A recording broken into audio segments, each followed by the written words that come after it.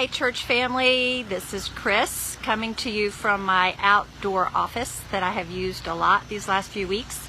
It's a pretty good office. You can see the fountain is going behind me, and I'm enjoying the beautiful leaves and Spanish moss. So the patio is getting used, which is a good thing. And while you have seen us with the virtual worship services, I just want you to know that we are missing seeing you, and we look forward to the day when we can all be back together in worship.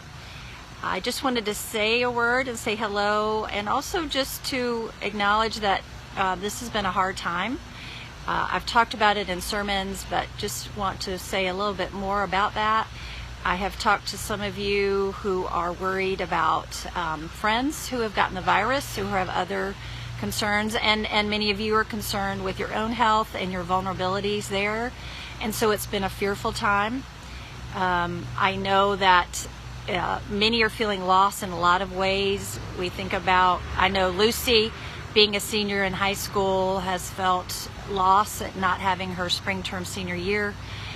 Many of you have children and grandchildren in the same boat, so you know that. Many of you may have had to reschedule family trips and reunions and fabulous trips, and there's loss there. And of course we think about the grief with Joan and her daughter and all of the Kimball family, and others who are grieving for other reasons. So I wanted to encourage you that when you're feeling loss and grief, not to feel like you've got to count your blessings and not deal with it and pass over it, because it's much better to express your feelings of loss and grief to others. When you do, you then open the way for healing and for God to heal you and bring comfort. So I would encourage you, when you're feeling it, to talk with someone. And also you can go to the Psalms. Most of the Psalms are Psalms of lament.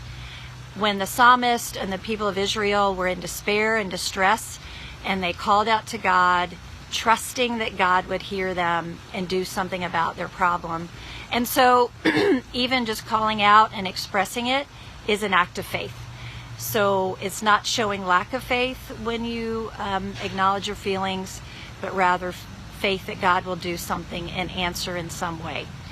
So I encourage you to lean into the feelings you're having, and also to encourage you to listen to others when they express feelings. Don't try to cheer them up.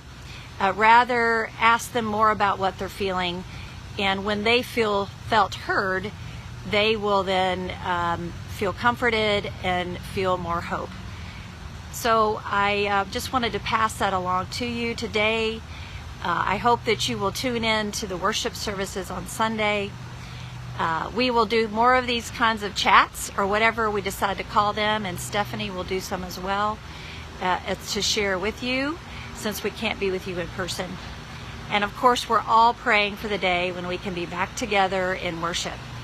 So peace and blessings to you, and I look forward to seeing you soon. Bye.